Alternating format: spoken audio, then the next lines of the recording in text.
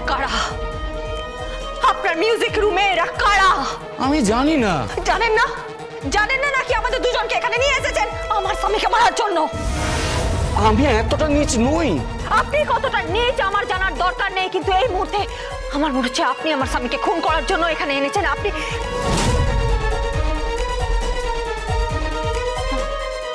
দাঁড়ান দাঁড়ান দাঁড়ান,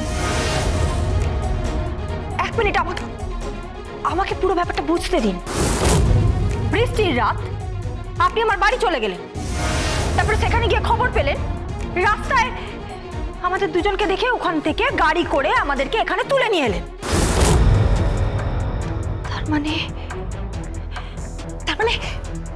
পুরোটাই আপনার ফাঁদ। আমার স্বামীকে এখানে নিয়ে এসে আপনি খুন করার চেষ্টা করেছেন। কি ভাবছেন কি আপনি? হ্যাঁ, কি ভাবছেন? এইভাবে আপনি ভালোবাসাটা পাবেন?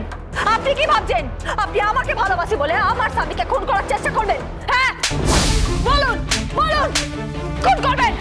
বলুন। হাত তুলবেন না, হাত তুলবেন না গীতা, প্লিজ।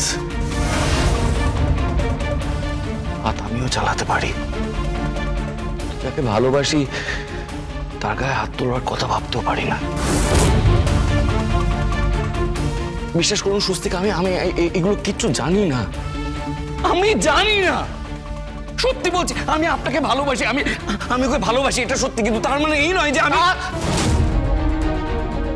চলো গীতা, যাওয়া যাক প্লিজ। আজকের রাতটা এখানে থেকে যান, কারণ যারা গুন্ডারা আপনাদের অ্যাটাক করেছিল তারা বাইরে হয়তো অপেক্ষা করছে, আবার অ্যাটাক করতে পারে। উপায় নেই, যেতে হবে। আরে আজকের রাতটা প্লিজ থেকে যান। না, আজকের রাতটা কাটানো যাবে না।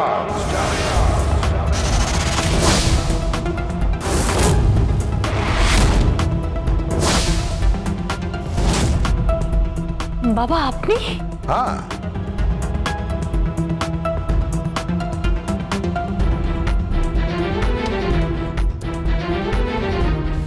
বাবা আপনি? হ্যাঁ, একটু আগেই এখানে কতগুলো ক্রিমিনাল ঢুকেছিল।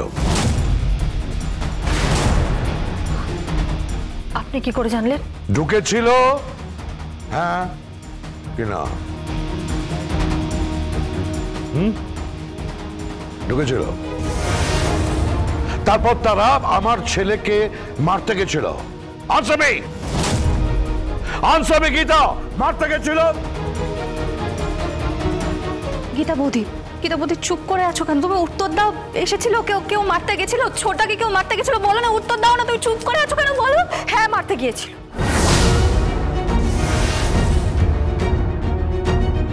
তার মানে তুমি আর বিষ্ণুদেব এই দুজনে মিলে ফাঁদ পেতেছিলে, আর তোমাদের এই অবৈধ প্রেমের জেরে আমার ছেলে খুন হচ্ছিল।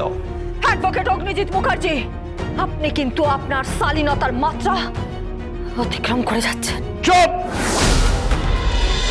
গীতা এলএলবি সোম থেকে রবি প্রতিদিন সন্ধ্যে 6:30 স্টার জলসায় ও জিও হটস্টারে।